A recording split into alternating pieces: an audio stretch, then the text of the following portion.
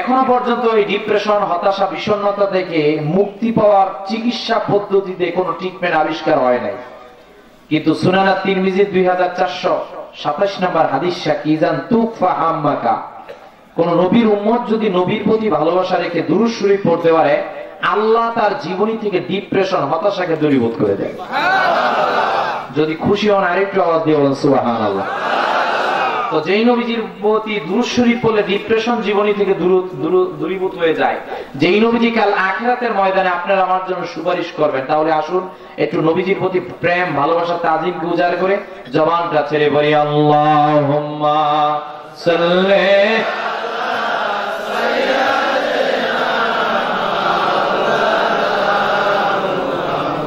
ওয়া আলা আলি সাইয়্যিদিনা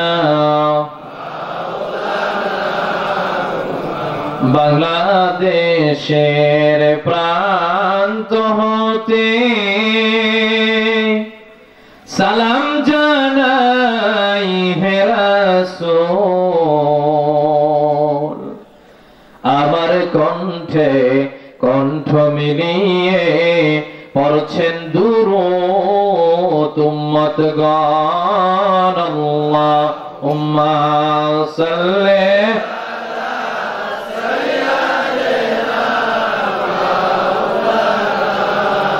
মুহাম্মাদ ওয়া আলা আলি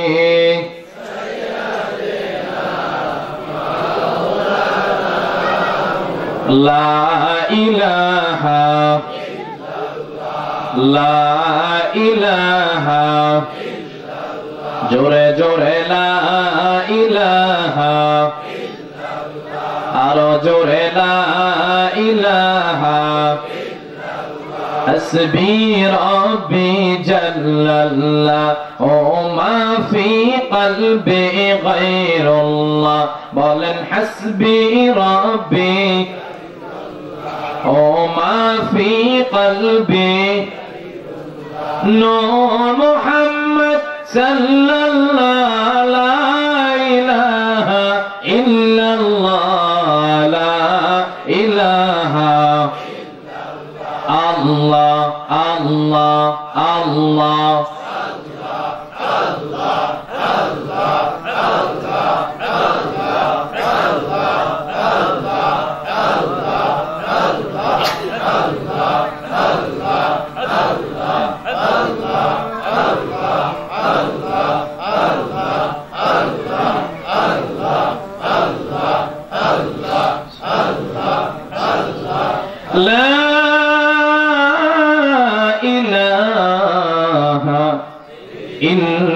ইল্লাল্লাহু মুহাম্মাদুর রাসূলুল্লাহ সাল্লাল্লাহু তাআলা আলাইহি ওয়াসাল্লাম।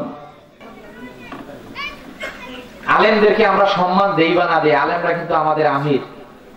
কথা বলেন না কেন? কারণ নামাজ তো ওনার পিছনেই পড়েন, ইক্তাদাই তো বিহাজাল ইমাম, ওনার উপরই তো সবকিছু ন্যস্ত করেন। তো ওনার সম্মান আছে কিনা? ওনাকে সম্মান করলে খুশি হবেন কে?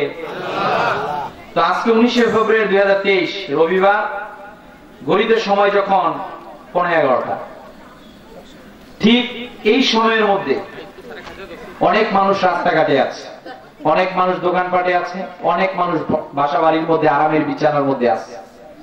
কিন্তু রব্বুল আলামিন এই সাধন দ্বারা এই অত্র এলাকার মাঝখান থেকে হাজারো মানুষ থেকে আপনাকে আমাকে পছন্দ করে যে আজকে এই জান্নাতি সামিয়ানার নিচে আসার বসার জন্য সুযোগ করে দিয়েছেন। খুশি না বেজা? যদি খুশি হই, জবানটা ছেড়ে উচ্চ আওয়াজে একবার কালিমাতুশ শুকুর আদায় করে বলবো আলহামদুলিল্লাহ। দুরূদ ও সালাম পেশ করছি রাহমাতাল লিল আলামিন, শাফিউল মুজনিবিন, আফতাবে নবুওয়াত, শাহানশাহে রিসালাত, the wonder of the universe, আপনার আমার শাফাতের কান্ডারি মুহাম্মাদুর রাসূল পরিণয় সাল্লাল্লাহু আলাইহি ওয়াসাল্লামের উপর, সেই নবীজির উম্মত যে আল্লাহ সুবহানাহু ওয়া তাআলা বিনা দরখাস্তে করেছেন, এজন্য জবানটা ছেড়ে আরেকবার বলবো আলহামদুলিল্লাহ। প্রিয় উপস্থিতি, আসলে রাত্র খুব বেশি হয়ে গিয়েছে, আমি বেশি সময় আপনাদেরকে কষ্ট দিব না, যেহেতু আগামী আমাদের আবার একটা টার্গেটও আছে, সালাতুল ফজরের নামাজ আদায় করব। সে লক্ষ্যে আমি সময়ের প্রতি দৃষ্টিপাত রেখে, আপনাদের প্রতি দৃষ্টিপাত রেখে মহাগ্রন্থ আল কোরআনুল কারীমের ঐশী গ্রন্থ, this is the book, a book in which there is nothing wrong, যে কোরআনে কোনো ভুল নাই, যে কোরআনে কোনো সন্দেহ নাই, যে কোরআনে কোনো ডাউট নাই। এই কোরআনুল কারীমের 114টি সূরার মাঝখান থেকে সিরিয়ালগত 103 নম্বর সূরা সূরাতুল আসরটি আমরা তেলাওয়াত করেছি। সূরাটির নাম কি জানি ভাই? সবাই বলেন। সূরাতুল আসরটি তেলাওয়াত করেছি। চেষ্টা করব কিছু কথা আপনারা আমার প্রয়োজন অনুপাতে বলার জন্য, যদি রব আমাকে বলার এবং আপনাদেরকে শোনার তৌফিক দীক্ষা দান করে। সকলে বলি আল্লাহুম্মা আমিন। তো আমাকে রেখে চলে যাবেন না থাকবেন? ঘুমাচ্ছেন না তো কেউ? দেখি কে কে ঘুমাচ্ছেন, তারা হাত তোলেন। না ঘুমায়নি, মনোযোগ আছে আপনার। তাহলে একটা তাকবীর দেই, নারায়ে তাকবীর। হয় নাই, ভাইস চেয়ারম্যান সাহেবের জন্য সব আওয়াজ রাখা দিয়েছেন নির্বাচনের জন্য। আপনি এখানে একটু আওয়াজ দিলে এটার জন্য ফায়দা আছে, এবং নির্বাচনের সময় দিয়ে ওটা নিয়ে আমার কোনো মাথা ব্যথা নাই। তবে আপনার তাকবীরটা যদি ইসলামের জন্য, কোরআনের জন্য, নবীর জন্য হয়, কাল কিয়ামতের ময়দানে এই তাকবীরটা আপনার আমার জন্য নাজাতের জরিয়াও হয়ে যেতে পারে। সুতরাং রেডি আছেন? তাহলে আওয়াজ দিয়ে নারায়ে তাকবীর। তাও হয় না, ওই সময় তো গলা ফাটাইলাম, অমুক বের মার্কা ডিব্বা ডিব্বা। আরেকটু আওয়াজ দিয়ে নারায়ে তাকবীর। এবার সাউন্ড আছে, বোঝা যাচ্ছে যে আপনাদের ঘুমে ধরেন নাই, মনোযোগ একবারে পরিপূর্ণভাবে আছে। একবারের জন্য নিয়ত করে নিচ্ছি আজকের মাহফিলের বিদায়ী মোনাজাত করে নিষ্পাপ বেহেশতি আল্লাহ ওয়ালা হয়ে শেষে বাড়ি যাব। কারা কারা যাব? দুইটা হাত একবারের জন্য আল্লাহকে দেখ। আল্লাহ আমাদের প্রত্যেকের হাতগুলোকে কবুল করে জান্নাত নসিব করুক, বলেন আমিন। প্রিয় হাজিরিন, কোনো ভূমিকা নয়, মহাগ্রন্থ আল কোরআনুল কারীমের সূরাতুল আসর আল্লাহ নাজিল করলেন। এই সূরা কেন নাজিল হলো? সূরা শানে নুজুল সম্পর্কে ইমামে ইবনে কাসির রাহমাতুল্লাহ আলাইহি, ইমাম তাবারী রাহমাতুল্লাহ আলাইহি সহ তাফসীর লিখতে গিয়ে অথেন্টিক যত তাফসীরের গ্রন্থ এসেছে, আল্লাহ রাসূল সাল্লাল্লাহু আলাইহি ওয়াসাল্লাম যখন আরবের মধ্যে দ্বীনের দাওয়াত দিলেন, সেই দ্বীনের দাওয়াত প্রথম অবস্থায় সকলের জন্য কষ্ট হলো। কেন? বাপ ছাড়তে হবে, মা ছাড়তে হবে, বংশের লোক ছেড়ে দিতে হবে, সব কিছু ছেড়ে দিয়ে মুহাম্মদ সাল্লাল্লাহু আলাইহি ওয়াসাল্লামের কাছে আসতে হবে। হ্যাঁ, মুহাম্মদ সাল্লাল্লাহু আলাইহি ওয়াসাল্লামের কাছে যখন আসবো, আরবের লোকেরা আমার বয়কট করবে, আরবের লোকেরা ভালোবাসবে না।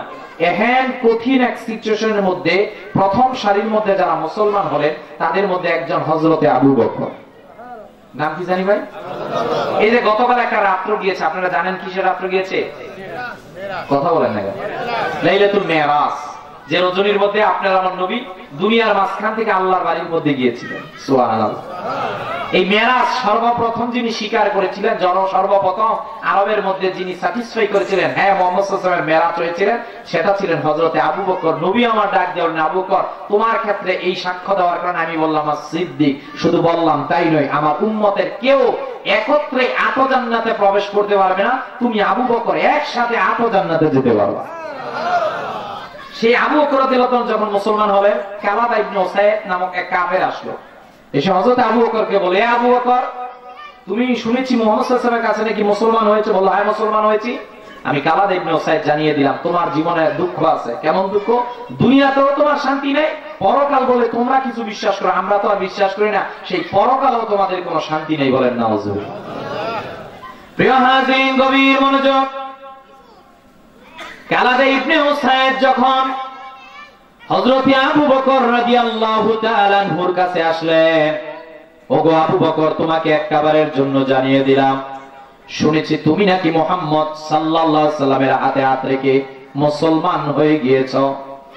হযরত আবু বকর রাদিয়াল্লাহু তাআলা আনহু কালাদা ইবনে উসাইদকে ডাক দিয়ে, তোমার তো জানা নাই, যেই মুহাম্মদ সাল্লাল্লাহু আলাইহি ওয়াসাল্লামের কাছে আমি আবু বকর গেলাম, তোমাকে একবারের জন্য জানিয়ে দিলাম, দুনিয়ার সব মিথ্যা হতে পারে, কিন্তু মুহাম্মদ সাল্লাল্লাহু আলাইহি সাল্লাম মিথ্যা হতে পারেন না। একটু কেউ গিয়ে পোলাপানগুলোকে একটু দূরে সরাই দেন, অনেক দূরে, রাস্তার ওই পার পাঠিয়ে। মনোযোগ আছে ভাই?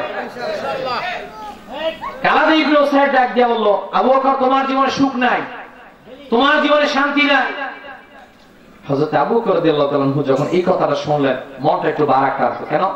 সবকিছু ছেড়ে দিলাম, সবকিছু ছেড়ে দিয়ে আজকে এই জায়গার মধ্যে আমি ইসলাম ধর্ম গ্রহণ করলাম, আর আরবের লোকেরা আমাকে ডাক দিয়ে বলল, আমার জীবনে নাকি সুখ নাই, শান্তি নাই। আমার আল্লাহ রাব্বুল আলামিন সহ্য করলেন না।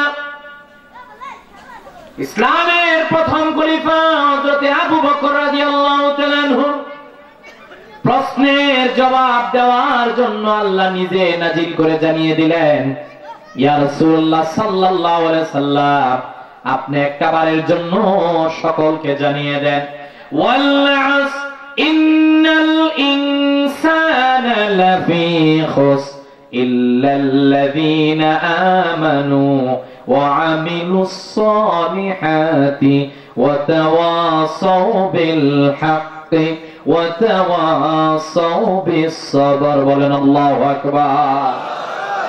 রব্বুল আলামিন জানিয়ে দিলেন, ইয়া রাসূলুল্লাহ, আপনি तमाम পৃথিবীর মানুষদেরকে জানিয়ে দেন, কালাদা ইবনে উসাইদ সহ যারা দুনিয়ার মধ্যে নিজেদেরকে পুরস্কৃত দাবি করতে চায়, নিজেদেরকে সফলকামী দাবি করতে চায়, না না, আমি আল্লাহ একবারের জন্য জানিয়ে দিলাম, ওয়াল্লাহ, আমি আল্লাহ সময়ের কসম খেলাম, ইন্নাল ইনসানা লাফি খুসর, আমি আল্লাহ ইন্না শব্দ তাগাদা প্রদান করলাম। সম্মানিত উলামায়ে কেরামগণ রয়েছেন, আরবিক গ্রামারের একটা নিয়ম, যেই জায়গার মধ্যে ইন্না শব্দ আসে এখানে আল্লাহ তাগাদা প্রদান করেন, নিশ্চিত শব্দটা আল্লাহ প্রয়োগ করেন। এখানে আল্লাহ বলেছেন ইন্নাল ইনসানা লাফি খুসর, আমি আল্লাহ নিশ্চিত ভাবে জানিয়ে দিলাম মানুষেরা অবশ্যই ক্ষতিগ্রস্তের মধ্যে আছে। সাহাবায়ে কেরাম বললেন, ইয়া রাসূলুল্লাহ, সব মানুষ যদি ক্ষতিগ্রস্ত অবস্থার মধ্যে থাকে তাহলে আমরাও কি ক্ষতির মধ্যে রয়েছে কিনা? আমার আল্লাহ ডাক দিয়ে বলেন, ইয়া রাসূলুল্লাহ, আপনি একবারের জন্য জানিয়ে দেন, ইল্লাল্লাযীনা আমানু, তবে তারা নয় যারা ঈমান এনেছে, ওয়া আমিলুস সালিহাত, নেক কাজ করেছে, ওয়া তাওয়াসাউ বিল হক, পরস্পরকে হকের দাওয়াত দিয়েছে, ওয়া তাওয়াসাউ বিস সবর, প্রত্যেককে ধৈর্যের দাওয়াত দিয়েছে। এই চার শ্রেণীর লোকেরা ক্ষতিগ্রস্ত নয়, এই চার শ্রেণীর মানুষেরা হলো সফলকামী। বলেন সুবহানাল্লাহ। আল্লাহ নিজে জবাব দিচ্ছেন, কালাদা ইবনে উসাইদ কি, ইয়া রাসূলুল্লাহ, আপনি জানিয়ে দেন। সে নিজেকে সফলকামী দাবি করেছে, না, সে সফলকামী নয়, আমি আল্লাহ জানিয়ে দিলাম, ইন্নাল ইনসানা লাফি খুসর, সব মানুষ ক্ষতির মধ্যে আছে, কিন্তু তারা নয়, চার শ্রেণী। কয় শ্রেণী ভাই?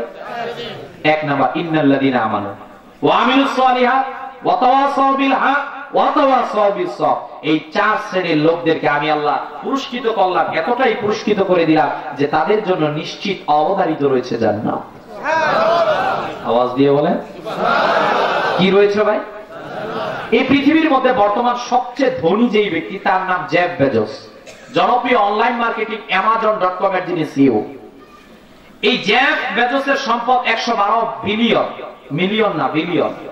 দ্যাট মিন্স আপনার এক বছরের আমাদের বাংলাদেশের মানুষের এই 16, 17, 18 যাই বলে, এই এক বছরের মানুষের সম্পত্তি যদি এক পাল্লায় দেওয়া হয়, জেফ বেজোসের সম্পত্তি যদি আরেক পাল্লায় দেওয়া হয়, জেফ বেজোসের সম্পত্তির পাল্লাটা ভারী হবে। ধর্মীয়গত দিক থেকে জেফ বেজোস হলো একজন খ্রিস্টান ধর্মের অনুসারী। কোন ধর্ম? ট্রিনিটিতে তারা বিশ্বাসী, পিতা পুত্র পবিত্র। আমরা বলি কুল হুয়াল্লাহু আহাদ, আল্লাহর সাথে কোনো শিরক করা যাবে।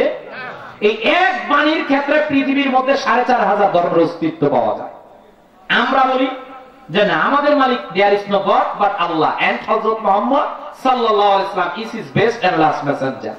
এই এক আকীদার সাথে 4500 ধর্মের অস্তিত্ব। আমি একবারের জন্য জানতে চাই তাফসীর বোঝানোর ক্ষেত্রে, জেফ বেজোস ধর্মীয়গত দিক থেকে খ্রিস্টান, সে শিরক করে, সে উত্তম না আপনার এই এলাকার নাম কি, সাধন ধারা, এই এলাকার মধ্যে যদি একটা লোক প্রতিদিন রাস্তার মধ্যে মাটি কাটে, তার যদি 200 টাকা ইনকাম থাকে, সে যদি ধর্মীয়গত দিক থেকে মুসলমান হয়, এই মুসলমান শ্রেষ্ঠ না জেফ বেজোস শ্রেষ্ঠ? সবাই বলে Allah does not go after your bodies and appearances but he scans your heart. আল্লাহ এগুলো দেখেন না, আমার কত বড় পাগড়ি, কত বড় ইয়াবা, কত বড় জুব্বা, এগুলো আল্লাহ দেখবেন না। আল্লাহ দেখবেন ভিতরের এই জিনিসটা, এটা কার কত পবিত্র, কার কত বেশি তাকওয়া, কার কত বেশি ইহসান, কার কত বেশি ঈমান। যার যত বেশি হবে আল্লাহ ডাক দিয়ে বলেন, আমি আল্লাহর মানদণ্ডে সে আমার তত সন্নিকটবর্তী হয়ে যাবে। তাহলে প্রিয় হাজিরিন, দুনিয়ার মধ্যে কোন ধনী আল্লাহর কাছে গুরুত্ব পাবে না। দুনিয়ার মধ্যে যার 10 জন সন্তান আছে, সেও তো আল্লাহর কাছে গুরুত্ব পাবে না। আমার আল্লাহ ডাক দিয়া বলেন, ও পৃথিবীর মানুষেরা রে, একবারের জন্য আমি আল্লাহ তোমাদেরকে জানিয়ে দিলাম। আল্লাহ রাব্বুল আলামিন বলেন, ইন্নাল্লাহা ইউহিব্বুল মুত্তাকিন।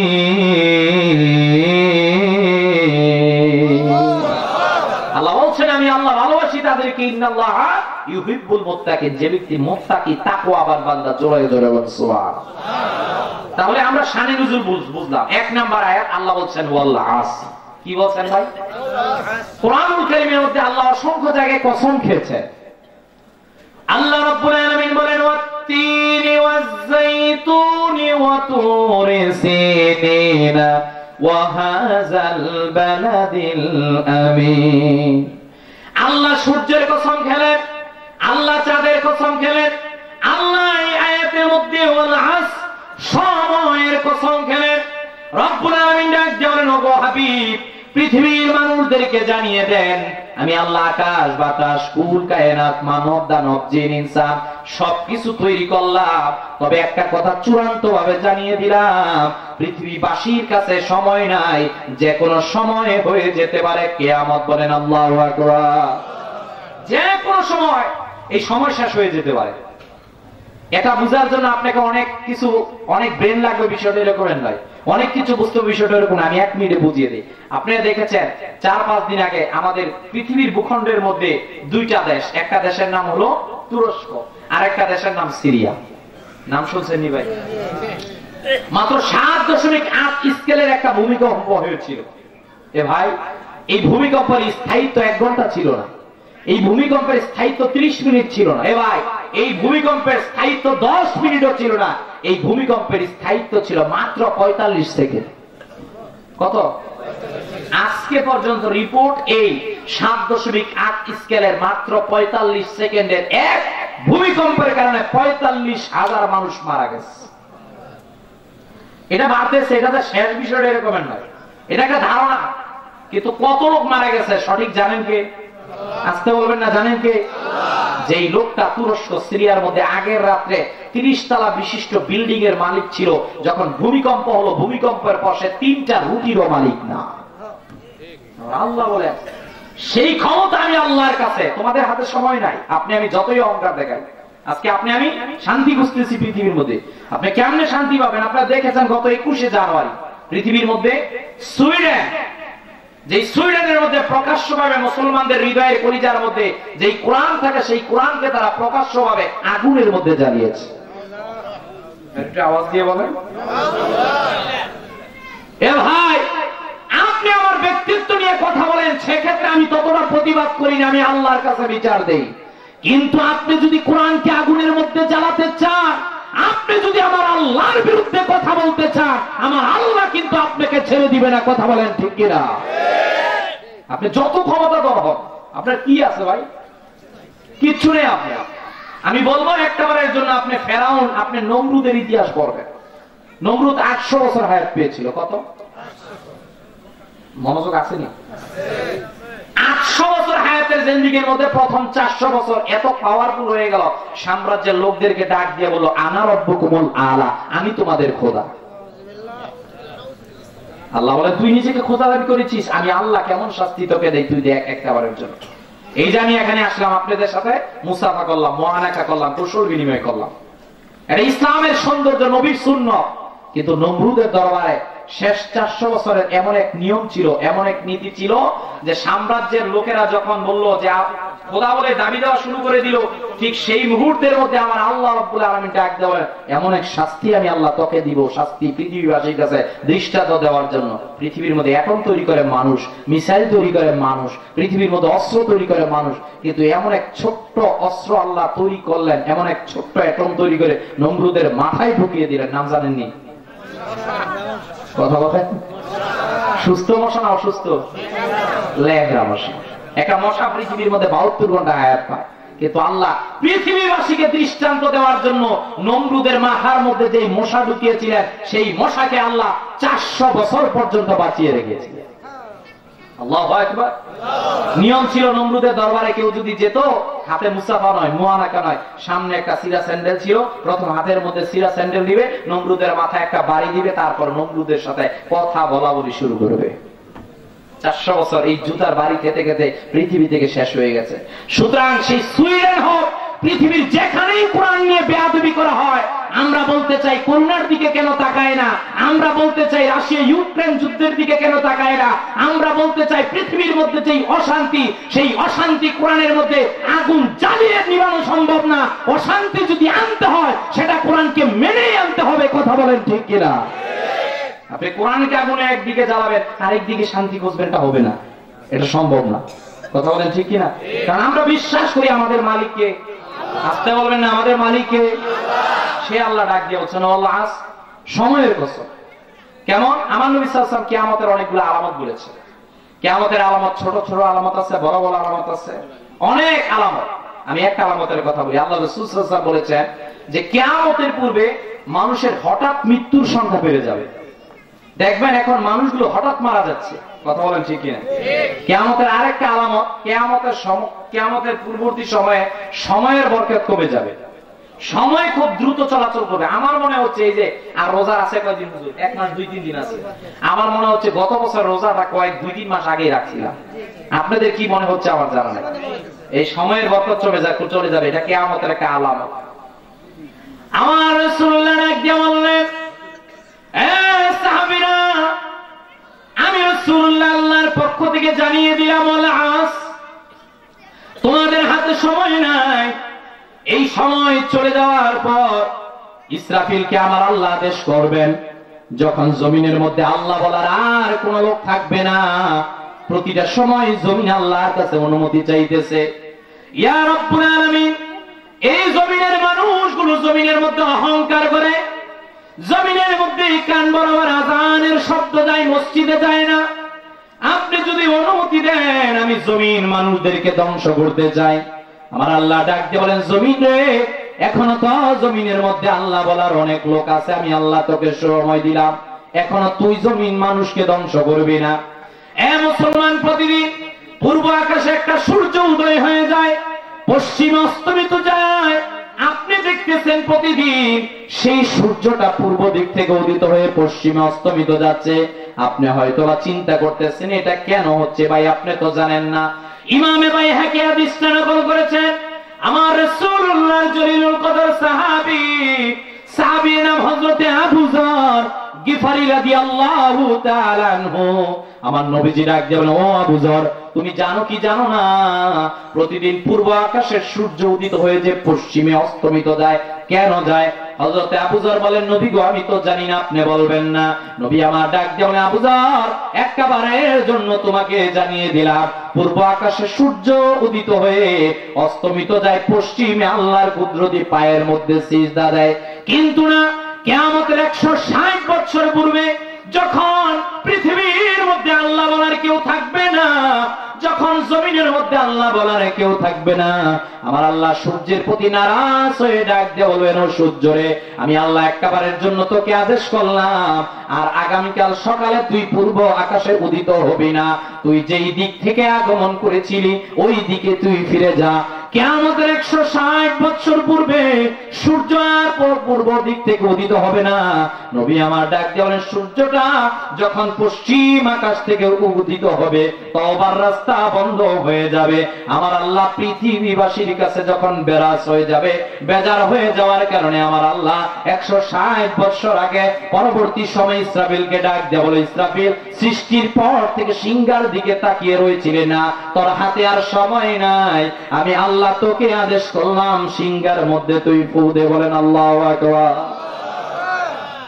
সেই কথা বলতে গিয়ে আল্লাহ বলেন, ওলা আস, সময় শেষ। এই যে আসরের সময় যখন আছে, আসরের নামাজ পড়ি, এটা কি দিনের সূচনা লগ্ন না শেষে? শেষে না ভাই?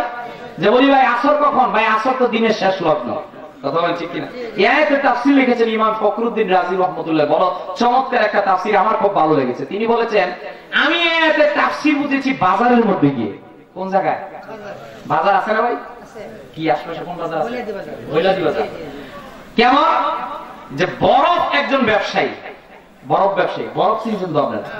তো আলহামদুলিল্লাহ আমরা তো গাজীপুরের মানুষ, আপনাদেরকে তো আর ভাষা বুঝতে আমার কোনো সমস্যা হওয়ার কথা। আমার একটু সমস্যা হয় সিলেটে গেলে, এক আমের বড়া লই এমনের এক পেশা উড়ে গেছিলাম। আমের বড়া তো আর বুঝাইতে পারি না কোনটা। শেষে আমার এগুলো আমের বড়া বলতে আমরা বুঝি বিসির কি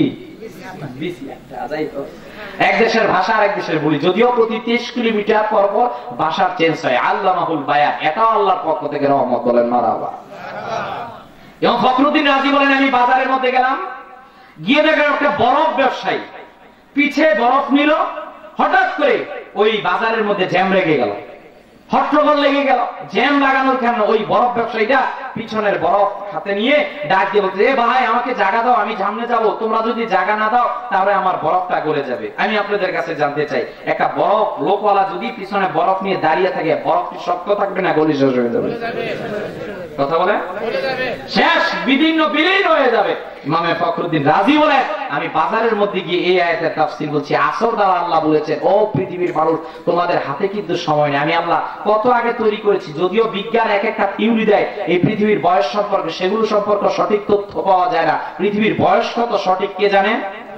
আসতে বলবেন না, কে জানে? এই লীলা খেলা সবকিছু আল্লাহ দেখালেন, ওমা খালাকতুল জিন্না ওয়াল ইনসা ইল্লা লিয়াবুদুন। মানুষ আর জিন জাতি, এই 18,000 মাখলুকাত, 90,000 আলম, যা কিছু আছে সবকিছুর মাঝখান থেকে আল্লাহ কুন ফি দুনিয়া কান্নাকা গরীব আও আবিরিন সাবিল। নবী বলেন, পথিক, তোমরা আগন্তুক মুসাফির, এই মুসাফিরের অবস্থায় থাকো, কারণ তোমাদের হাতে কোনো সময় নাই। 2 নম্বর আয়াতে আল্লাহ বলেন, ইন্নাল ইনসানা লাফি খুসর। সব মানুষ ক্ষতির মধ্যে আছে। আয় হায়, সব মানুষ ক্ষতির মধ্যে থাকলে তা বিপদ। কথা বলেন ঠিক কিনা? আমরা নামাজ, রোজা, হজ, যাকাত, ইবাদত, পর্দা, পুশিদা, এই সব কিছু করি জান্নাতে যাওয়ার জন্য না জাহান্নামে যাওয়ার জন্য? সবাই বলেন ভাই, জান্নাতে যাওয়ার জন্য। তাহলে সব মানুষ যদি ক্ষতির মধ্যে থাকে তাহলে তো আমরা বিপদের মধ্যে পড়ে যাবো। আল্লাহ রাসূল সাল্লাল্লাহু আলাইহি ওয়াসাল্লাম ডাক দেন, ও সাহাবীরা, একবারের জন্য জেনে রাখো, আমার আল্লাহ ডাক দিয়ে বলেন, না, সব মানুষের কথা বলেছেন ঠিক, কিন্তু আল্লাহ পরবর্তী আয়াতের মধ্যে বলছেন, ইল্লাল্লাযিনা আমানু, যারা ঈমান আনবে তারা ক্ষতির মধ্যে নাই। সুবহানাল্লাহ। রে মুসলমান, জেনে রাখেন, একজন মুসলমানের সবচেয়ে বড় দৌলতের নাম ঈমান। সাহাবায়ে কেরাম বললেন, নবীজি আমাদেরকে সবচেয়ে বেশি গুরুত্ব সহকারে যে জিনিসটাকে শিক্ষা দিয়েছেন তার নাম হলো ঈমান। এই ঈমানের কারণে সাহাবীরা মা ছেড়ে দিয়েছে, ঈমানের কারণে সাহাবীরা বাবা ছেড়ে দিয়েছে, ঈমানের কারণে সাহাবীরা বংশ ছেড়ে দিয়েছে। আমি একজনের দৃষ্টান্ত আপনাদের সম্মুখে দিতে পারি। সাহাবীর নাম আব্দুল্লাহ যুলবাজদাইন রাদিয়াল্লাহু তাআলা আনহু। এই যুলবাজদাইন লকব লাগার আগে সাহাবীর নাম ছিল আব্দুল্লাহ। যখন মক্কা বিজয় হয়ে গেল, গোটা আরববাসীরা যখন নবীজির হাত মুবারকের মধ্যে হাত রেখে মুসলমান হওয়া শুরু করে দিল, সাহাবী আব্দুল্লাহ নবীজির কাছে আসলেন, ইয়া রাসূলুল্লাহ, ইয়া হাবিবাল্লাহ, আমি আব্দুল্লাহ আপনার কাছে আসলাম মুসলমান হওয়ার জন্য। নবী আমার ডাক দেন, আব্দুল্লাহ, তুমি যদি আজকে এই জায়গার মধ্যে মুসলমান হও, তোমার তো বাবা নাই, তোমার চাচা আছে, তোমার মা আছে, আরবের মধ্যে সবচেয়ে ধনীর সন্তান তুমি আব্দুল্লাহ, তোমার বাবা তোমাকে বাড়ি থেকে বাহির করে দিবে। সাহাবী আব্দুল্লাহ ডাক দিয়ে বলেন, ইয়া রাসূলুল্লাহ, ও বাবা, ইয়া নবীজি, একবারের জন্য আপনাকে জানিয়ে দিলাম, ঈমান আনয়ন করার জন্য যদি মা আমাকে বাড়ি থেকে বাহির করে দেয়, আমার চাচা যদি আমাকে বাহির থেকে বাহির করে দেয়, বংশ মর্যাদাটাকেও যদি আমাকে থেকে ডিলিট করে দেয়, তারপর ইয়া রাসূলুল্লাহ, আমি আপনাকে জানিয়ে দিলাম, আমি সব ছাড়তে পারবো, কিন্তু আমার ঈমান আমি ছাড়তে পারবো না। আব্দুল্লাহ, তোমার চাচা কিন্তু তোমাকে বাড়ি থেকে বাহির করে দিবে, মা বাড়ি থেকে বাহির করে দিবে। সাহাবী আব্দুল্লাহ ডাক দিয়ে বলেন, ইয়া রাসূলুল্লাহ, আপনাকে একবারের জন্য জানিয়ে দিলাম, যদি মা বাড়ি থেকে বাহির করে দেয়, চাচা বাড়ি থেকে বাহির করে দেয়, বাড়ি থেকে বাহির করে দিবে ঠিক, কিন্তু আপনার কাছে যে ঈমান এনেছি সেই ঈমান থেকে আমি পিছু উঠবো না। বলেন আল্লাহু আকবার। ঠিক ঘটনা তাই। সাহাবী আব্দুল্লাহ নবীজির কাছে অনুমতি চাইলেন, ইয়া রাসূলুল্লাহ, ও আল্লাহ নবীজি, আপনি যদি আমাকে একবারের জন্য অনুমতি দেন, আমি আমার বাড়ির মধ্যে যেতে চাই। নবী আমার ডাক দেন, আব্দুল্লাহ, বাড়িতে যাওয়া ঠিক, কিন্তু মা তোমাকে বাড়ি থেকে বাহির করে দিবে, চাচা বাড়ি থেকে বাহির করে দিবে। ঘটনা শোনার পর সাহাবী অনুমতি নিয়ে বাড়ির মধ্যে গেলেন। চাচা ডাক দেন, আব্দুল্লাহ, এতদিন পর্যন্ত তুমি কোথায় ছিলে রে আব্দুল্লাহ? হযরতে আব্দুল্লাহ ডাক দিয়ে বলেন, বাবাজি, আপনাকে একবারের জন্য চাচা জানিয়ে দিলাম, আমি মুহাম্মদ সাল্লাল্লাহু আলাইহি ওয়াসাল্লামের হুজরার মধ্যে গিয়েছিলাম। কোন মুহাম্মদ? যে মুহাম্মদকে আরবের লোকেরা বয়কট করেছে। ইয়া রাসূলুল্লাহ, আপনাকে একবারের জন্য জানিয়ে দিলাম। চাচার কাছে যখন আমি গেলাম, চাচা আমাকে বলল, কোন মুহাম্মদের কাছে তুমি গেলা? আমি বললাম, আরবের মধ্যে সবাই যেই নবীজিকে ভালোবাসে, আল আমিন আরবের লোকেরা আপনারাই তো বলেছেন, as-সাদিক যাকে আপনারা বলেছেন, যেই নবীজি আঙ্গুল মুবারকের ইশারার কারণে চাঁদ দ্বিখণ্ডিত হয়ে যায়, যেই নবীজির শাহাদাত আঙ্গুলের ইশারার কারণে অস্তমিত সূর্য আকাশের মধ্যে উদিত হয়ে যায়, যেই নবীজির থুতু মুবারক শরীরের মধ্যে লাগালে অসুস্থ রোগীটা সুস্থ হয়ে যায়, আমি ওই মুহাম্মদের কাছে গিয়ে ঈমান আনয়ন করেছি। চাচারা একজন, আব্দুল্লাহ, তোর জীবনের সবচেয়ে বড় ভুল সিদ্ধান্ত, তুই যে নবী মুহাম্মদ সাল্লাল্লাহু আলাইহি সাল্লামের কাছে গিয়ে মুসলমানিত্ব গ্রহণ করেছিস, সেটা ভুল সিদ্ধান্ত। চাচাকে প্রশ্নের প্রতি উত্তরে আব্দুল্লাহ জানিয়ে দেন, চাচা আপনাকে একবারের জন্য জানিয়ে দিলাম, বয়স আমার কম হতে পারে, কিন্তু একবারের জন্য জানিয়ে দিই, জীবনের যতগুলো সিদ্ধান্ত নিয়েছিলাম সবচেয়ে সুন্দর সঠিক সিদ্ধান্ত হলো মুহাম্মদ সাল্লাল্লাহু আলাইহি সাল্লামের হাতে যে ঈমান গ্রহণ করেছি, সেটা বলেন আল্লাহু আকবার। চাচা ডাক দিয়ে বলেন, তোর সাহস এত? আমি চাচার মুখে মুখে কথা বলতেছিস, তুই এই বুঝি মুহাম্মদের কাছে গিয়ে শিক্ষা অর্জন করেছিস? ডাক দিয়ে বলো, তুই দূর হয়ে যাই, বাড়ির মধ্যে তোর কোনো স্থান নাই, এই বাড়ির মধ্যে আজকের পর তুই আসবি না। ডাক দিয়ে বলো, চাচা আপনি আমার সাথে এই রকমের দুর্ব্যবহার করবেন না, খারাপ ব্যবহার করবেন না। চাচা আপনাকে জানিয়ে দিই, আপনার ভালো না লাগলে আপনি আমাকে সুন্দর মতো বলেন, আমি চলে যাই, কিন্তু এরা তো হতে পারে না। চাচা ডাক দিয়ে বলেন, আজকে থেকে তোর বংশ মর্যাদা দিলে তুই এই বংশের পরিচয় দিতে পারবি না, এই বাড়ির মধ্যে আসতে পারবি না, তোর মার কাছেও যেতে পারবি না, কারণ তোর বাবা চলে যাওয়ার পর তোর দায়িত্ব আমার কাছে ছিল। তুই যেহেতু আমার কাছে আজকে নাই, তুই লাত, মানাত, উজ্জা 360 মূর্তির ইবাদত থেকে দূরে সরে আল্লাহর দাওয়াত, মুহাম্মদ সাল্লাল্লাহু আলাইহি ওয়াসাল্লামের দাওয়াত গ্রহণ করেছিস। সুতরাং এই বাড়ির মধ্যে লাত মানাতের পূজা হবে, এই বাড়ির মধ্যে আল্লাহর কোনো উপাস্য হবে না। বলেন নাউজুবিল্লাহ। বলো, চাচা আমি ছেড়ে দিব, আমার বংশমর্যাদা দরকার নাই। কিন্তু চাচারা এত প্রাসন্ন হৃদয়ের ছিল, এত কঠিন সিচুয়েশন তৈরি করে দিলেন। ভাতিজা আব্দুল্লাহকে ডাক দেবে, আব্দুল্লাহ তোর শরীরের মধ্যে যে কাপড় আছে, এই কাপড়টা আমি ক্রয় করে দিয়েছিলাম, একবারের জন্য তোকে বললাম, তোর শরীরের কাপড়টা আজকে রেখে তুই উলঙ্গ হয়ে এই জায়গা থেকে চলে যাবো। চাচা ঠিক আছে, বংশমর্যাদা থেকে ডিলেট করলাম, মেনে নিলাম। সম্পত্তি দিবেন না, এটাও মেনে নিলাম। বাড়ির মধ্যে না আসতে নিষেধ করেছেন, এটাও মেনে নিলাম। কিন্তু চাচা এই একটা কাপড়, আমার ইসলাম বলে লজ্জাস্থান ঢেকে রাখার জন্য, আমার ইসলাম বলে পর্দার সহিত থাকার জন্য। চাচা আপনি আমাকে এই ক্ষেত্রে মাহরুম করবেন না, আমার শরীরের কাপড়টা আপনি একবারের জন্য দেন। চাচা বলেন, না, তুই যদি আজকে এই জায়গা থেকে কাপড় না খুলিস, আমি তোকে ব্যত্রাঘাত করবো, ব্যত্রাঘাতের কারণে সেই সিচুয়েশন কিন্তু ভালো হবে না, তুই কাপড় খুলে দে। আর আব্দুল্লাহ রাদিয়াল্লাহু তাআলা এই ঘটনা অবলোকন করে অবশেষে আকাশের দিকে তাকালেন। রব, আপনি তাকিয়ে দেখেন, আপনার বন্ধুর হাবিবের কাছে ঈমানিত্ব গ্রহণ করেছি, আপনার প্রতি ঈমান আনয়ন করার কারণে আজকে আমার চাচা শরীর থেকে কাপড়টা খুলে নিতেছে। আল্লাহ, আমার মনের মধ্যে কোনো দুঃখ নাই। আল্লাহ, আমি আপনার কাছে জান্নাত চাই, আপনার হাবিবের ওই হাত মোবারক পেয়ে আমি যাতে দুনিয়া থেকে বিদায় নিতে চাই, এই একটাই আপনার কাছে আমার কামনা। বলেন আল্লাহু আকবার। সাহাবী আব্দুল্লাহ রাদিয়াল্লাহু তাআলা আনহু শরীরের মাঝখান থেকে কাপড়টা যখন খোলা শুরু করে দিলেন, বংশের অন্যান্য লোকেরা তাকিয়ে রইল, আব্দুল্লাহ কি করতেছে? শরীর থেকে কাপড় খুলতেছে। খুলতে খুলতে সম্পূর্ণ কাপড় খুলে ফেললো।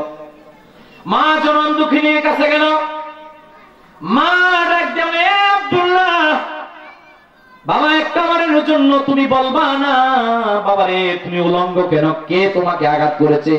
কে তোমার শরীর থেকে কাপড়টাকে আলাদা করেছে? হযরত আব্দুল্লাহ রাদিয়াল্লাহু তাআলা বললেন, মা আপনি তো জানেন না, আমি মুহাম্মদ সাল্লাল্লাহু আলাইহি সাল্লামের হুজরা মোবারকের মধ্যে গিয়েছি গো মা, নবীজির কাছে মুসলমানিত্ব গ্রহণ করেছি। চাচার কাছে আসলাম, চাচা ঘটনা শুনে আমাকে বাড়ি থেকে বাইরে করে দিল, বংশ মর্যাদা থেকে ডিলেট করে দিল, সবকিছু থেকে ডিলেট করে আমাকে একটা কথা জানিয়ে দিল, শরীরের মধ্যে যেই কাপড়টা, সেই কাপড়টা আমার চাচা ক্রয় করে দিয়েছিল, কাপড়টাকেও যাতে আমি খুলে দেই। আমার মা, আমি যখন আমার মার কাছে গিয়ে বললাম, মা এই ঘটনা, হযরত আব্দুল্লাহ নবীজির কাছে যখন বর্ণনা করলেন, ইয়া রাসূলুল্লাহ, মাও আমাকে একবারের জন্য বললেন দূর হয়ে যা, যে মুহাম্মদের কাছে তুই গিয়েছিস এই মুহাম্মদকে আমরা ভালোবাসি না। একবারের জন্য আমি বললাম, আমি মাও আজকে তোকে সন্তান হিসাবে আর স্বীকারোক্তি দিতে রাজি নয়, সুতরাং তোর চাচার বাড়ির মধ্যে তোর জায়গা নাই, আমি মার বাড়ির মধ্যেও তোর জায়গা নাই। বলেন নাউজুবিল্লাহ। মা, আপনি আমার সাথে এই রকমের সম্পর্ক করতে পারলেন, সম্পর্ক ডিলিট করে দিতে পারলেন? মা ডাক দিয়ে বলে, দেখ আরবের লোকেরা সবাই মুহাম্মদ সাল্লাল্লাহু আলাইহি ওয়াসাল্লামকে বয়কট করেছে, আমি তো মেনে নিলে আরবের লোকেরা আমাকেও বয়কট করবে, আমি এটা মেনে নিতে পারি না। হযরত আব্দুল্লাহ রাদিয়াল্লাহু তাআলা আনহু একদিকে চোখের পানিগুলো ফেলে দিয়ে মা জননীর কাছে রিকোয়েস্ট করলেন, মা আপনার কাছে আমার একটা অনুনয় বিনয় আছে। বলো, কি অনুনয় বিনয়? বলো, মা আপনার কাছে আমি যেহেতু বংশমর্যাদা থেকে ডিলিট করে দিয়েছেন, দেন সমস্যা নাই, আমাকে আপনি মা স্বীকারোক্তি দিবেন এইটাও দেন, কোনো সমস্যা নেই, কিন্তু আমাকে আপনি একটা কিছু দেন যাতে আমি আমার লজ্জাস্থানটা রাখতে পারি। বলেন আল্লাহ। মা ডাক দেবেন, আব্দুল্লাহ দিকে আস, তোকে আমি কিছু দিতে পারলাম না, এই নে একটা কম্বল, এই কম্বলটা তোর হাতের মধ্যে দিলাম। হযরত আব্দুল্লাহ রাদিয়াল্লাহু তাআলা আনহু হৃদয় বারাক্রান্ত হৃদয় নিয়ে বসে গিয়ে ওই মা জননীর কাছে ওই কম্বলটা হাতের মধ্যে নিলেন, কিংবা ওই চাদরটা হাতের মধ্যে নিয়ে চাদরটাকে দুই টুকরা করলেন, এক টুকরা দিয়ে লজ্জাস্থান ডাকলেন, আরেক টুকরা দিয়ে তিনি শরীরের এই জায়গাটা ডাকলেন, ডেকে মা জননীর কাছে বিদায় নিয়ে চলে গেলেন। মা, আপনাকে একবারের জন্য জানিয়ে দিলাম, দুনিয়ার সবার কদম ছেড়ে দিতে পারি, দুনিয়ার সব ডিলিট করতে পারি, দুনিয়ার কারো কাছে যদি আমার জন্য দুনিয়ার সব রাস্তা বন্ধ হয়ে যায়, কিন্তু আমি মুহাম্মদ সাল্লাল্লাহু আলাইহি সাল্লামের কদম আমি ছাড়তে পারবো না, এটা আমার সম্ভব না। সেই আব্দুল্লাহ রাদিয়াল্লাহু তাআলা এবার নবীজির কাছে গেলেন, আল্লাহ রাসূল ডাক দিলেন, রে আব্দুল্লাহ, তোমার কি হয়েছে আমার কাছে বলবা না? হযরত আব্দুল্লাহ রাদিয়াল্লাহু তাআলা সব ঘটনা বললেন। আমার নবীজি বলেন, তোমার নামে আমি জুলবাজদাইন দিলাম। আরবিক লিসানুল আরবের মধ্যে ডিকশনারি খুলে দেখেন জুলবাজদাইন শব্দের অর্থ কি। জুলবাজদাইন শব্দের শাব্দিক অর্থ হলো দুই চাদরওয়ালা, দুই কম্বলওয়ালা, দুই টুকরা কম্বলওয়ালা একত্রকারীকে বলা হয় জুলবাজদাইন। বলেন সুবহানাল্লাহ। ঘটনা যেটা আমার বড় উদ্দেশ্য, আমার নবীজি যখন তাবুকের যুদ্ধের এলান করলেন, এ সাহাবীরা কে কি দিবা? সাহাবীরা সবাই আসলেন। হযরত ওমর বললেন, হুজুর সম্পত্তির অর্ধেক দিব। ওসমান বললেন, হুজুর এই অংশ দিব। আব্দুর রহমান বললেন, হুজুর 100 উট দিব। হযরতে আবু বকর রাদিয়াল্লাহু তাআলা আনহু আসলেন, ইয়া রাসূলুল্লাহ, এ আমার বাড়ির যত সম্পদ ছিল সব আমি তাবুকের জন্য দিব। আরে আবু বকর বাড়ির জন্য কি রাখলা? মা আবু কাইতা লিয়াহলিকা। আবু বকর চোখের পানিগুলো ফেলে দিয়ে ডাক দিয়ে বলেন, ইয়া রাসূলুল্লাহ, আমার স্ত্রী আমাকে জিজ্ঞাসা করেছে, আবু বকর, নবীর কদমের মধ্যে বাড়ির মধ্যে যা ছিল সব নিয়ে যাচ্ছেন, কি রেখে যাচ্ছেন আমাদের জন্য? ইয়া রাসূলুল্লাহ, আপনাকে একবারের জন্য জানিয়ে দিলাম। আমি আবু বকর আমার স্ত্রীকে ডাক দিয়ে বললাম, স্ত্রী রে, একবারের জন্য তোমাকে জানিয়ে দিলাম, বাড়ির মধ্যে আমার আল্লাহ এবং রাসূল রেখে গেলাম। একদিকে নবীজি আমার চোখের পানিগুলো ফেলে দিলেন সাহাবীদের ঈমান দেখে। এই মুহূর্তের মধ্যে সাহাবী আব্দুল্লাহ জুলবাজদাইন আগমন করলেন, চোখের পানিগুলো ফেলে দিয়ে আল্লাহ রাসূল সাল্লাল্লাহু আলাইহি সাল্লামের কাছে আসলেন। ইয়া রাসূলুল্লাহ, ইয়া হাবিবাল্লাহ, আমি আব্দুল্লাহ আসলাম। আব্দুল্লাহ, কেন আসলা? ইয়া রাসূলুল্লাহ, আপনি নাকি তাবুকের যুদ্ধের জন্য সামানা গ্রহণ করতেছেন। হুজুর, শুনেছি আবু বকর এই দিয়েছে, ওমর এই দিয়েছে, আলী এই দিয়েছে, ওসমান রিদওয়ানুল্লাহি তাআলা আলাইহিম আজমাইন এই দিয়েছে। ইয়া রাসূলুল্লাহ, আমার দেওয়ার তো কিছু নাই। নবী আমার ডাক দিয়ে বলেন, হে আব্দুল্লাহ, দেওয়ার জন্য কিছু দরকার নাই, তুমি ইসলামের জন্য এত ত্যাগ করেছো, আমার আল্লাহ তোমার প্রতি খুশি। হযরত আব্দুল্লাহ ডাক দিয়ে বলেন, ইয়া রাসূলুল্লাহ, যদি আমি দিতে চাই দেওয়ার মতো আমার শরীরের দুইটা ওই চাদর ছাড়া আর কিছু দেওয়ার মতো নাই, আমি এই দুইটা চাদর কি দিব কিনা? আপনি যদি বলেন আমার জীবনটা আমি দিতে চাই। নবীজির হাত মোবারক ধরে হযরতে আব্দুল্লাহ জুলবাজদাইন ডাক দিয়ে বলেন, ওগো আল্লাহর নবী, আপনি আমার জন্য দোয়া করেন, আমি যাতে তাবুকের যুদ্ধের ময়দানে শহীদ হয়ে যাই। বলেন আল্লাহু আকবার। সাহাবায়ে কেরামদেরকে নিয়ে নবীজি তাবুকের উদ্দেশ্যে রওনা হয়ে গেলেন। তৎকালীন সময়ে সবচেয়ে পরাশক্তিরা যুদ্ধের ময়দানে আসার কথা। নবী আমার প্রায় 1 মাস পর্যন্ত অপেক্ষা করলেন, আসলো না। যেদিন চলে আসবেন আগের রাত্রে সাহাবীরা ডাক দিয়ে বললেন, ইয়া রাসূলুল্লাহ, একবারের জন্য আপনাকে জানিয়ে দে, আপনার সাহাবী আব্দুল্লাহ যুলবাজদাইন প্রচন্ড জ্বরে আক্রান্ত। বলেন আল্লাহু আকবার। আল্লাহর রাসূল বলেন, সাহাবী কি হয়েছে আমার আব্দুল্লাহ? ইয়া রাসূলুল্লাহ সাল্লাল্লাহু আলাইহি ওয়াসাল্লাম, আপনার সাহাবী আব্দুল্লাহ প্রচন্ড জ্বরে আক্রান্ত, যাও সেবা করো। সাহাবীর কোনো কিছু প্রয়োজন হলে দেখো, কারণ এই সাহাবী আমি নবীর ভালোবাসা ঈমানের কারণে, ইন্নাল্লাযীনা আমানু, এক ঈমান গ্রহণ করার কারণে মা ছেড়ে দিয়েছে, চাচা ছেড়ে দিয়েছে, বংশ ছেড়ে দিয়েছে, দুনিয়ার সুখ শান্তি সব ছেড়ে দিয়েছে, আমার সাহাবীর যাতে কোনো কষ্ট না হয়। হযরত আবু বকর রাদিয়াল্লাহু আনহু গেলেন সাহাবীর সেবা করার জন্য, কিন্তু রাত্র যত গভীরের দিকে ধাবিত হচ্ছে, সাহাবীর জ্বরের প্রচন্ড তীব্রতা বাড়তে লাগলো। এক পর্যায়ে ফজরের 8 মুহূর্তের মধ্যে বর্ণনার মধ্যে পাওয়া যায়, সাহাবী এতটাই জ্বরে আক্রান্ত হলো যে মুহূর্তের মধ্যে সাহাবী দুনিয়া থেকে বিদায় নিয়ে চলে গেল। সাহাবী যখন দুনিয়া থেকে বিদায় নিল, আমার দয়াল নবী সাল্লাল্লাহু আলাইহি সাল্লামের কাছে একজন আসলেন, ইয়া রাসূলুল্লাহ, আপনার সাহাবী আব্দুল্লাহ যুলবাজদাইন দুনিয়া থেকে বিদায় নিয়ে চলে গেছে। নবী আমার বার আক্রান্ত হৃদয় নিয়ে একদারা অঝর ধারায় চোখের পানিগুলো ফেললেন। সাথে সাথে সাহাবীর সেই জায়গার মধ্যে গেলেন, গিয়ে দেখে সাহাবী দুটা চোখ বন্ধ করে শুয়ে রয়েছে। নবী আমার একজন, আব্দুল্লাহ, আমি নবীর ভালোবাসার কারণে মা ছেড়ে দিলাম, আমি নবীর ভালোবাসার কারণে বাবা ছেড়ে দিলাম, আমি নবীর ভালোবাসার কারণে দুনিয়ার সব কিছু ছেড়ে দিলা রে আব্দুল্লাহ, তুমি কি তাকাবা না? সাহাবীরা ডাক দিয়ে বললেন, নবীজি দেখলাম বারবার আব্দুল্লাহকে হাতের মধ্যে নিল, মাথাটার মধ্যে হাত বুলিয়ে দিল, আব্দুল্লাহ তুমি কি তাকাবা না? তুমি কি তাকাবা না আর কি ফিরে আসবা না? সাহাবীরা ডাক দিয়ে বলেন, হায় হায়, হযরত আবু বকর, ওমর, ওসমান, আলী রিদওয়ানুল্লাহি তাআলা আলাইহিম আজমাইন সব সাহাবীরা দেখলাম সামনে দাঁড়িয়ে রয়েছে। নবী আমার একজন, সাহাবীরা যাও আমার আব্দুল্লাহকে গোসল দাও। সাহাবী ওমর ডাক দিয়ে বলেন, হায় হায়, আমরা চিন্তা করলাম সাহাবী আব্দুল্লাহকে বুঝি আমরা দাফন কার্য সম্পূর্ণ করব, কিন্তু না, তাকিয়ে দেখলাম গোসল শেষে ওই খাটিয়াটা নিয়ে যখন তাবুকের প্রান্তরের মধ্যে গেল, আমার নবীজিকে দেখে আসলাম, আমার নবীজি ওই তাবুক থেকে ফিরে এসে সাহাবী আব্দুল্লাহর সামনে দাঁড়ালো, আমরা নবীজির পিছনে দাঁড়ালাম, নবীজি জানাজার নামাজের ইমামতি শুরু করে দিল। বলেন আল্লাহু আকবার। তাকিয়ে দেখলাম নবীজি যখন হযরত আব্দুল্লাহ যুলবাজদাইনের জানাজার নামাজটাকে শুরু করলেন, হায় হায়, নবীজি যখন আল্লাহু আকবার বলে এক একটা তাকবীর দেয়, নবীজি হাউমাউ হাউমাউ করে কান্না শুরু করে দেয়। 4টা তাকবীর দিয়ে নবীজি যখন জানাজার নামাজ শেষ করলেন, আসসালামু আলাইকুম ওয়া রাহমাতুল্লাহ, আসসালামু আলাইকুম ওয়া রাহমাতুল্লাহ, আমরা চিন্তা করলাম নবীজি হয়তো বা হুজরার মধ্যে চলে যাবেন। না না না, আমরা তাকিয়ে দেখি নবীজি খাটিয়াটা নিয়ে কবরস্থান পর্যন্ত তাবুকের মাঠের প্রান্তরে চলে গেলেন। আমরা চিন্তা করলাম নবীজি আমাদেরকে দায়িত্ব দিবেন কবরের নামানোর জন্য।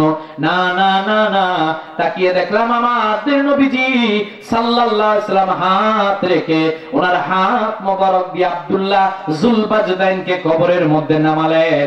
2টা হাত তুলে দোয়া করলেন, আল্লাহ, আজকে সন্ধ্যা পর্যন্ত আব্দুল্লাহ যুলবাজদাইনের প্রতি আমি মুহাম্মদ সাল্লাল্লাহু আলাইহি ওয়াসাল্লাম খুশি ছিলাম, রব্বুল আলামিন আপনি আমার আব্দুল্লাহর প্রতি খুশি হয়ে যান।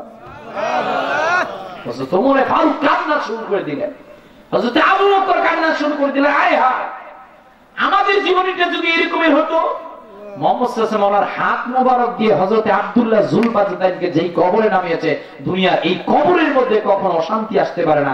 যেই কবর নবীজির পেয়েছে, যেই কবর, সেই কবরের মধ্যে শান্তি। সাহাবায়ে কেরামদেরকে আল্লাহ রাসূল ডাক দিয়ে বলেন, এই সাহাবী ঈমান এনেছে, ঈমান এনে আমি নবীকে ভালোবেসেছি, আমি নবীকে বলে নাই, আমি নবীও তাকে বলি নাই, আজকে কবরের মধ্যে আমি নামালাম। আমি দেখলাম যখন তার লাশটাকে কবরের মধ্যে নামাবো, হায় হায়, এত ফেরেশতা আসমান থেকে জমিনের মধ্যে নাজিল হচ্ছিল, আমি মুহাম্মদ সাল্লাল্লাহু আলাইহি ওয়াসাল্লাম যে আমার পাও মোবারক জমিনের মধ্যে দিব, ওই জায়গাটাও আমি খুঁজে পাচ্ছি না। ইন্নাল্লাযীনা আমানু, ভাই এটার নাম ঈমান। এটার নাম কি? ঈমান। সাহাবী মা ছেড়ে দিয়েছে, কষ্ট আছে কিনা?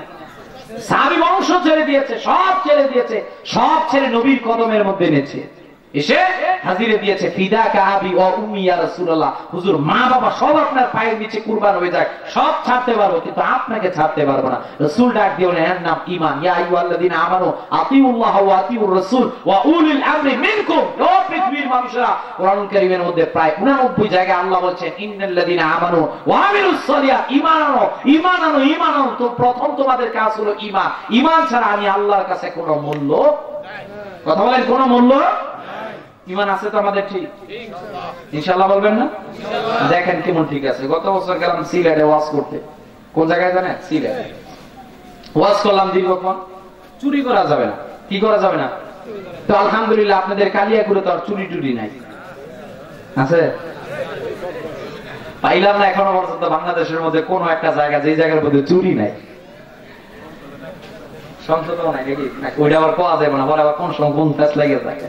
তো যাই হোক, আজকে ওই জায়গার মধ্যে গেলাম ওয়াজ করতে। আমাকে বিষয় নির্ধারণ করছে চুরি করা যাবে না, দীর্ঘ 1.5 ঘন্টা লেকচার। চুরি করা যাবে না ভাই, চুরি করলে এই এই শাস্তি সুন্দর মতো বুঝাচ্ছি। ওনারাও দেখলাম খুব মনোযোগ দিয়ে আমার আলোচনা শুনতেছে। তো আমি ভাবলাম যে হেদায়েত বুদ্ধি হচ্ছে। ও মা, স্টেজ থেকে নেমে দেখি চোরে আমার জুতাই লয়ে গেছে।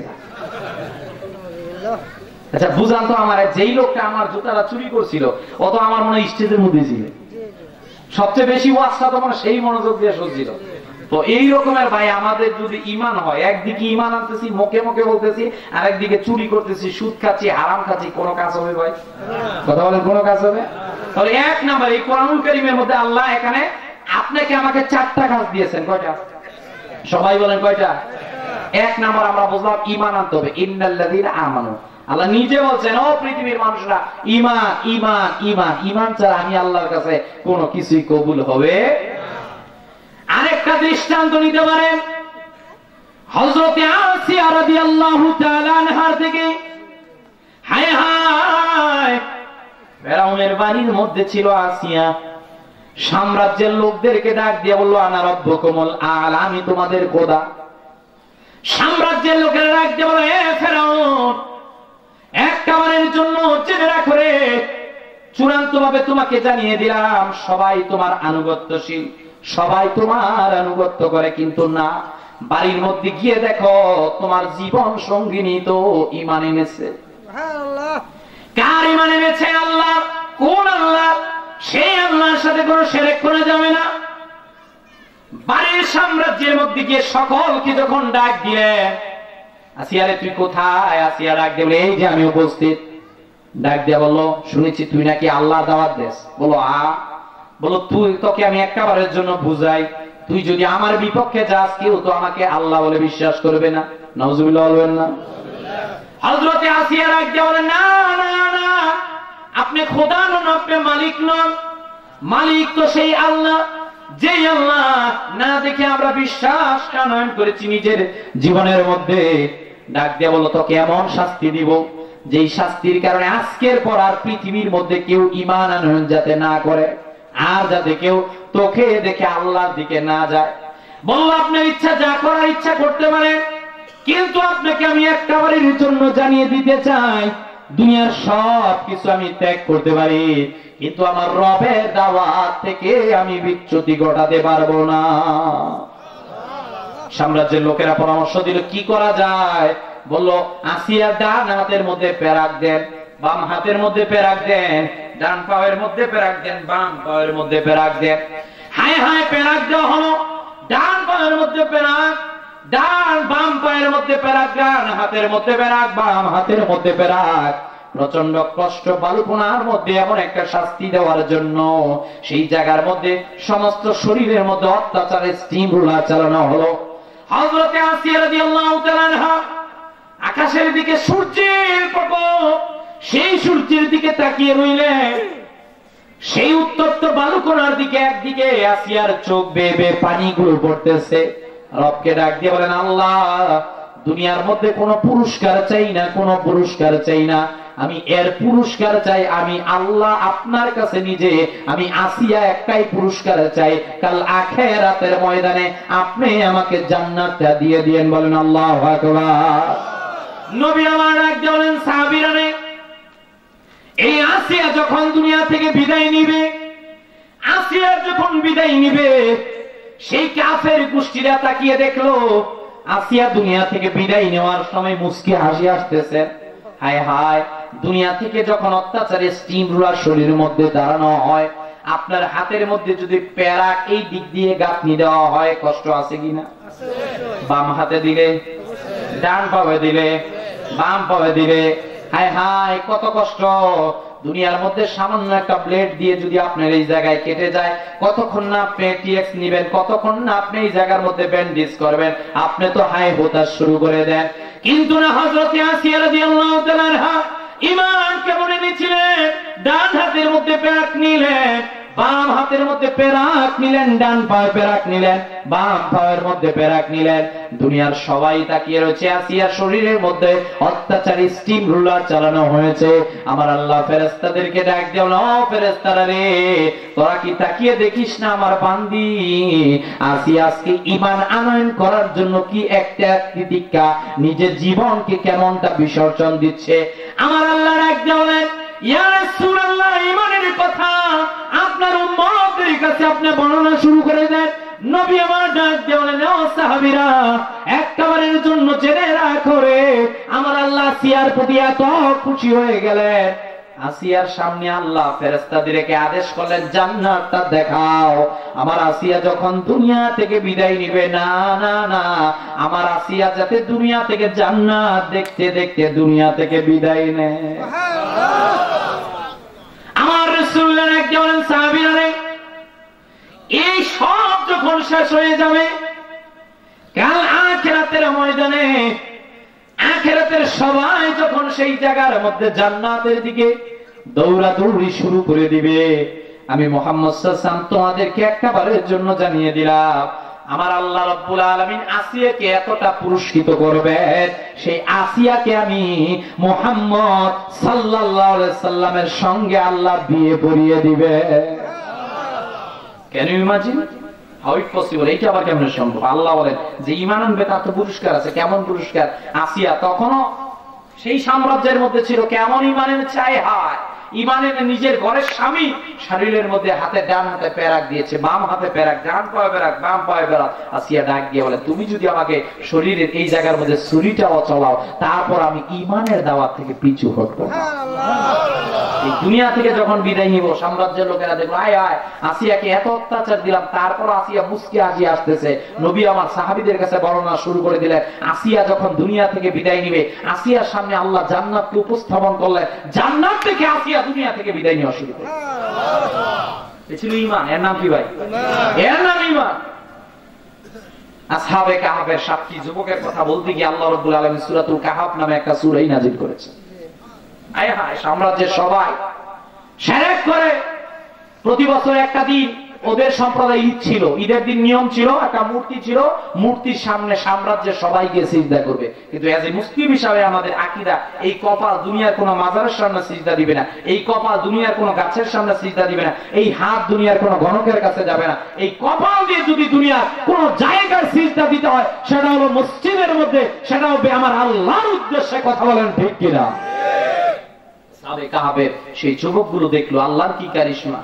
এর আওয়াল ফিতিয়াতু ইলাল কাহফি, আমার আল্লাহ নিজে বর্ণনা শুরু করে দিয়েছেন সেই ঘটনা। সেই 7 যুবক এক পর্যায়ে পলায়ন করলো, সেই 7 যুবক এক পর্যায়ে গুহার মধ্যে গিয়ে আশ্রয় নিল। সেই 7 যুবকের সাথে একটা কুকুরও গেল। হায় হায়, পৃথিবীর মধ্যে এই যে কত প্রাণীলতা দেখতে পারেন, কত কিছুই তো আছে ভাই, তাদের বিচারকরা। নবী আমার ডাক দিয়ে বলেন, ঈমানের সঙ্গে যারা থাকবে সেটা অন্য পানি হলো, সেটা জান্নাতে যাবে। সেই আসহাবে কাহফের ব্যাপারে রাসূল ডাক দিয়ে বলেন, আসহাবে কাহফের কুকুরটাও জান্নাতে যাবে। ওই 7 যুবক বলা হয়েছে তোদেরকে হত্যা করা হবে, বল তোরা আল্লাহ দাওয়াত থেকে দূরে সরে আসবে। আসহাবে কাহফেরা ডাক দিয়ে বলছিল, না, সব ছেড়ে দিতে পারবো, কিন্তু ঈমান থেকে দূরে যেতে পারবো না। এর নাম ঈমান। শাহজালাল ইয়ামানী রাহমাতুল্লাহ আলাইহি সিলেটের জমিনের মধ্যে শুয়ে আছে। বাবা শাহজালাল ইয়ামানী রাহমাতুল্লাহ আলাইহিকে গোরগোবিন্দ ডাক দিয়ে, শাহজালাল কি আছে তোমার? 360 জন নিয়ে আমার গোরগোবিন্দের সাথে বাহাদুরি করতেছ? আমার ট্যাঙ্ক, কামান, গোলাবারুদ, সম্পত্তি আমি সব জানি, কোন জায়গার মধ্যে দাঁড়িয়ে থাকলে তোমাকে আটকানো যাবে, কোথা থেকে গুলি করলে তুমি মারা যাবা। বাবা শাহজালাল ইয়ামানী রাহমাতুল্লাহ আলাইহি ডাক দিয়ে বলছে, তোমার ট্যাঙ্ক থাকতে পারে, কামান থাকতে পারে, লোকবল থাকতে পারে, শক্তি থাকতে পারে, সব থাকতে পারে, কিন্তু তোমার ঈমান নাই। কি নাই? তোমার ঈমান নেই, আমার কাছে ঈমান আছে। ঠিক যুদ্ধ সকালবেলা তাহাজ্জুদের সময় 360 সঙ্গীকে ডাক দেব, এই সঙ্গীরা একবারের জন্য তোমাদের কাছে বলতে চাই, তোমাদের মাঝখানে এমন কি কেউ আছো যার জীবনে এক ওয়াক্ত নামাজও কাজা হয় নাই?